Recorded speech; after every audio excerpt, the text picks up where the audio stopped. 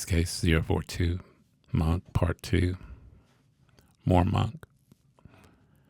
More talking about Monk's directives to a musician, and we, meaning us, being fortunate to hear those words. Like I mentioned last week, I've seen and read those words by Monk and John Cage for years. You know, you see them pop up on feeds, and like I mentioned with John Cage's advice, someone handed them to me some years ago. And I spend some time thinking about them, and I spend some time talking about them, not as much as I'd like to. And moreover, using the value of them, finding ways to implement them into my teaching and into my playing too. But I worry that Monk's and Cage's advice might be trivialized and at worst treated preciously, and trivialized, I mean, because I'll see them pop up on a feed and people will heart them and that people will look at it and go, how cool, and oh yeah, and then nothing happens, right? They're not really taking them apart because they're really, really valuable. Or they treat them preciously, like this is Monk's stuff during Monk's time, during New York City at that time and the world in the 1950s and 60s. And, well, we don't do that anymore. That's not true. And again, nothing happens with them. They're just a sheet of paper or a post or something on your screen. And we've got to deal with this very valuable advice because it's few and far between. I mean, most musicians did not write autobiographies. Coltrane didn't write an autobiography. But in the bios are from another person's perspective, and who knows? There's some stuff in there. I don't know how true it is. But like autobiographies, like Miles Davis's book with Quincy Trope, he tells some stories which are good advice. One of his stories that stuck with me was that he warned a bass player auditioning for him that just because Miles said no, that it didn't mean that the bass player couldn't play. It just meant he wasn't the right player for his group at that time, and not to feel bad. And when I read that, I thought about that for a long time, and I still do. Because that kind of advice is for us, too. How do we expect to become better if we don't have that kind of advice? Think about it. These words are from players that were not only able to put the advice into words, but also generous enough to share it, or someone picked them up, like Steve Lacy picked up Monk's advice. And we all know that not all great players are great teachers, but obviously Monk was. Anyway, back to his advice. Don't play the piano part. I'm playing that. That's a really good piece of advice.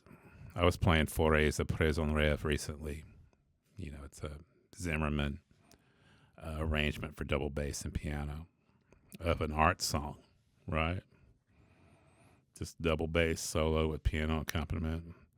And the piano accompaniment rhythmically is in eighth notes most of the time, while the melody that the bass player plays is in quarters, half notes, and eighth notes that fall off the beat. And the two players, the pianist and the bass player, when done correctly, right, when done right, they complement each other beautifully. And in Monk's perspective as a pianist, he's supporting the soloist. He's supporting you, so you shouldn't try to support him, and he's even saying as much. He even says it in the second end of that advice. Don't listen to me. I'm supposed to be accompanying you. I love that. I work with some great accompanists, both for me and for my double bass students, and they're so experienced as accompanists, so they know when to catch me, right? If something happens on my end, that's a euphemism, right? If something happens on my end, that means I'm making a mistake or I'm having some kind of problem. They're there to catch me. They're listening to me. They're accompanying me. They're comping me. They're complimenting me. They're under that. So that's the role, and you should, he's listening, she's listening, that accompanist should be listening to you. Now, right under that, he writes, or his advice was, the inside of the tune, the bridge, is the part that makes the outside sound so good. I thought about that a long time. I still do, right? We have to have a bridge in a piece of music. The Bridge of Confirmation by Parker. The bridge of practically any tune is so different than the A sections.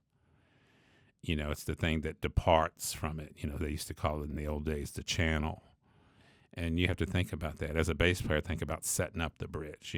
What am I doing? What am I going to do differently in my walking? What am I going to do differently in my comping to set up that bridge? Let's take Satin Doll, when I'm closing out that second A section and I'm walking up to the bridge, I'm walking up to that G minor chord. I want that feeling of moving to the bridge, right? I want that feeling of making the bridge sound different than the A section.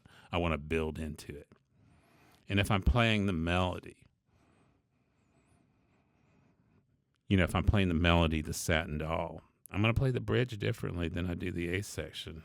I'm going to play it louder or softer, more legato, more staccato, something different. I'm in a different range of the instrument, something to bring out the bridge so that when we come back to that last A, it sounds good.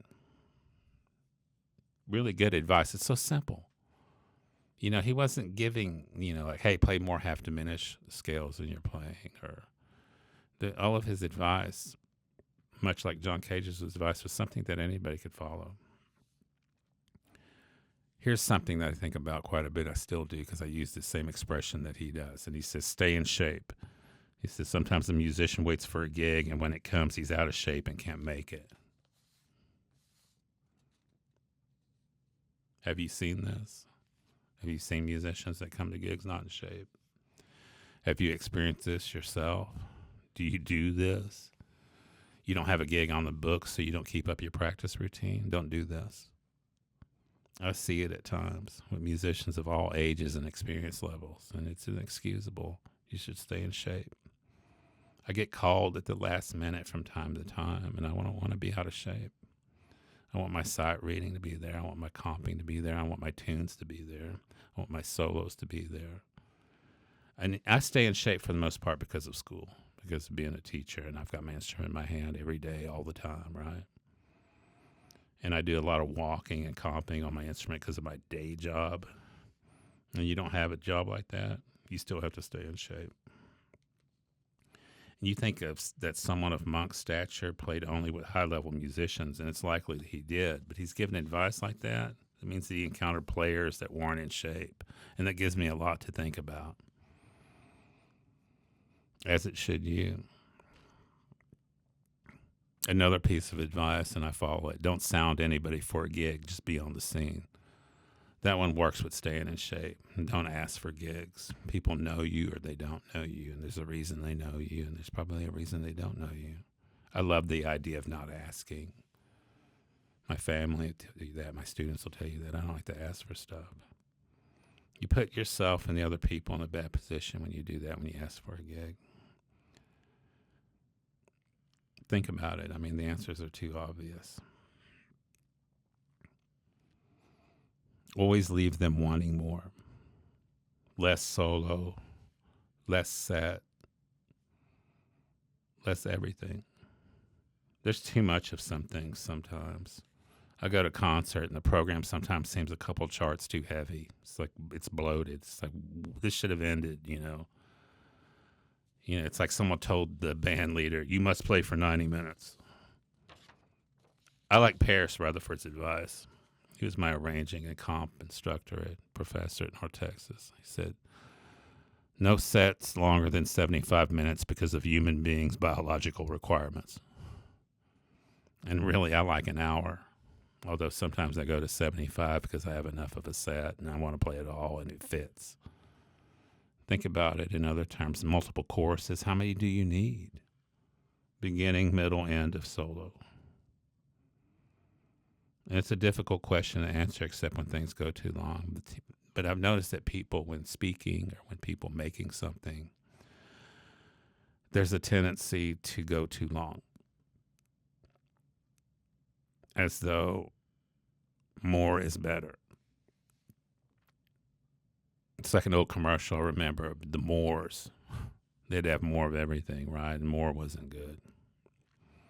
My podcast episodes, that's a good example. No longer than 10 minutes, give or take.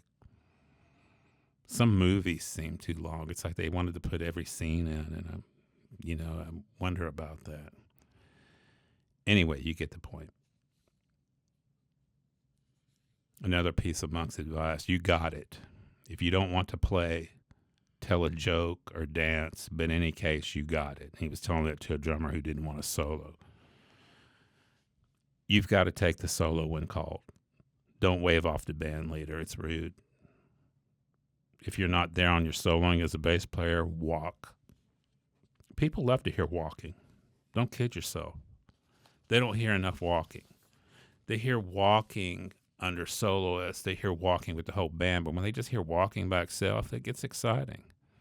But don't wave off the band leader. Don't do something. Be ready. Or like Monk says, tell a joke. If you're walking with just a drummer, that's a solo. So make it soloistic, which it should be to some extent, but now more so. But don't wave off the call to solo. It throws everything off. Or start dancing or something like Monk suggests. If you have questions or otherwise, email me at phil@basscase.co. I'll talk to you later.